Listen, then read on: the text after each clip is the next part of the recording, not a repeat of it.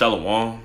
First and foremost, I like to give all praise and glory to Yahweh, Ba'ashem, Yahushai, Ba'ashem HaKadosh, Yahweh being the tree in the world he calls God, Ba'ashem being the name of, and Yahushai being the tree of our Lord Savior, who the world only calls Jesus, and the Rakakadash being the Holy Spirit. Much respect to Yaki and Agwafim, you brothers and sisters, pushing the work of the Lord in true faith, sincerity, and ultimately promote your bodies to make sacrifice. So today in this lesson, we're going to be basically going over what is swearing, what is cursing according to the Bible, man. Because cursing, is a big misconception in the world, man. People think, saying derogatory words, are cursing, saying like, bitch, oh, nigga, fuck you, stuff like that. People think, these words are cursing according to the Bible, but no, it's not, man. This is why you gotta be scholars, man. You can't be emotional. You have to know your facts before you say something, man. Because cursing according to the Bible, is when you wish death, when you wish death or, upon someone. For example, say for so, you mad at someone, be like, oh, I wish you get hit by a bus. I wish a car hit you, that's a curse, man. That's cursing according to the scriptures, man. And I'm even gonna go into the Bible dictionary too, man, for you reprobate niggas, man, that that don't understand. I'm gonna ultimately show you and bring out the Bible dictionary, man, because according to the scriptures, swearing, cursing is not when you say, oh, the F word, the B word, all these things. No, man. And even the prophets swore themselves, man. Even the prophets swore themselves.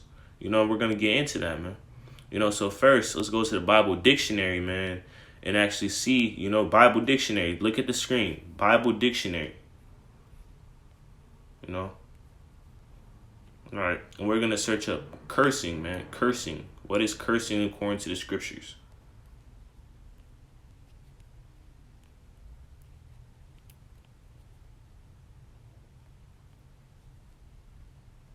All right. This is cursing according to the scriptures, the etymology of cursing. Cursing, Webster's 1828 dictionary. Cursing, extricating, imprecating evil on, denouncing evil, dooming to evil, misery or vexation. Execration, the uttering of a curse, a dooming to vexation or misery, man. The execrating, imprecating evil on, salat, denouncing evil, dooming to evil, misery or vexation, man. So ultimately, man, that's when you're dooming, cursing according to the Bible. We're even looking at the Bible dictionary, is when you ultimately, proceed to wish evil upon someone, or something, man. So seeing the F word, and all these other, cussing words, that those are not, those are not bad words, man.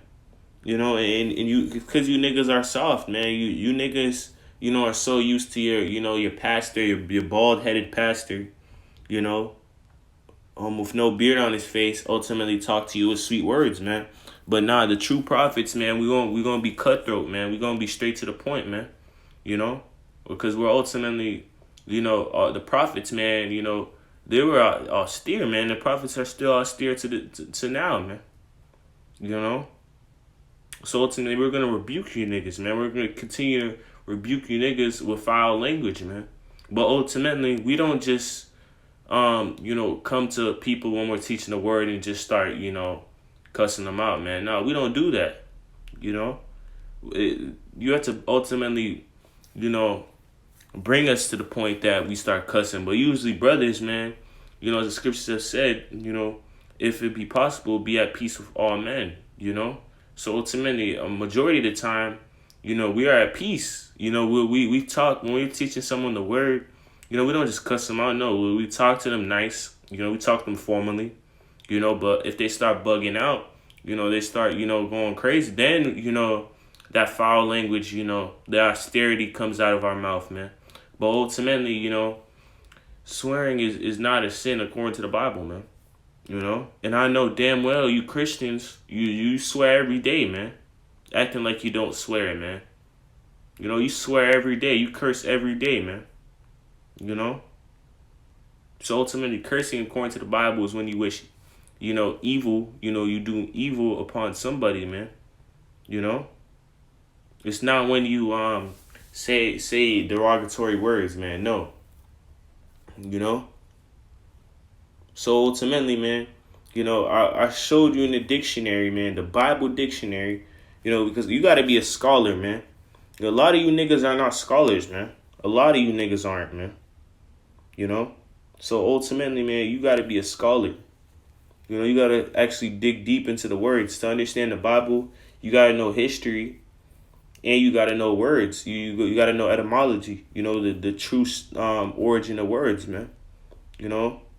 So ultimately in this thing, you got to study to make thyself approved, man. You can't just go off your own emotions, man. You can't get emotional when brothers start cussing at you, man, because even Yahushua and the prophets rebuked, with foul language, man. We're going to go get into that right now. Let's go to the scriptures. All right. This is the book of 2 Corinthians chapter 11 and verse 6. 2 Corinthians chapter 11 verse 6, and it reads, this is Paul, this is Paul speaking, because he's saying I. All right, 2 Corinthians chapter 11 and 6, and it reads, but though I be rude in speech, yet not in knowledge. So Paul, he's saying, though I be, rude in speech, I'm ultimately not in knowledge, man. But we have been thoroughly made manifest among you in all things. So ultimately, man, Paul was like, though I, I am weird. I mean, not weird, though I speak, in like a rude, language, because the prophets were cussing out people back then. It probably words wasn't as modern as, ours right now. But, for example, the prophets, especially Yahushua is calling them serpents, etc., man. All those derogative words at that time, man. So ultimately, he had a sense of profanity, man. He was cursing. The prophets was cursing, the people out, man. And it may seem weird to this world that we're rebuking these people in foul language, but ultimately it's for a reason, man. That's why Paul says, yet not in knowledge, man. But we have been thoroughly made manifest among you in all things. So ultimately, even though our tone, may trigger you, it may make you feel emotional, but at the end of the day, we're speaking facts at the end of the day, and you can't take that away, man. So ultimately, our knowledge, we're speaking facts. We back everything up, man. You take it or leave it. If you can't take the way certain brothers speak, then don't listen to them, man. We don't care if you don't listen or not, man. Because ultimately this word has to be prophesied no matter what, man. And that's the reason why they hated Yahushua. Yahushua used to be cursing niggas out, man. Yahushua used to I remember on the Sabbath someone tried to go buy something. And Yahushua, who the world only calls Jesus, he beat someone up with a stick, man. Yahushua, according to the scriptures, who the world only calls Jesus, he was a very austere man. He used to cuss niggas out, all that, man. He wasn't playing. In verse 7, have I committed an offense in abasing myself that ye might be exalted, because I have preached to you the gospel of God freely? So Paul was like, yo, have I committed an offense to you? Because I have preached the gospel of God freely? So basically, how are we offending you when ultimately we're bringing out the precepts, man? But this is why, to understand this truth, you got to be able to consume the whole roll, man. And the roll, being bitter and sweet, You know, there's sweet things about this truth, about this knowledge, and there's also bitter things, man.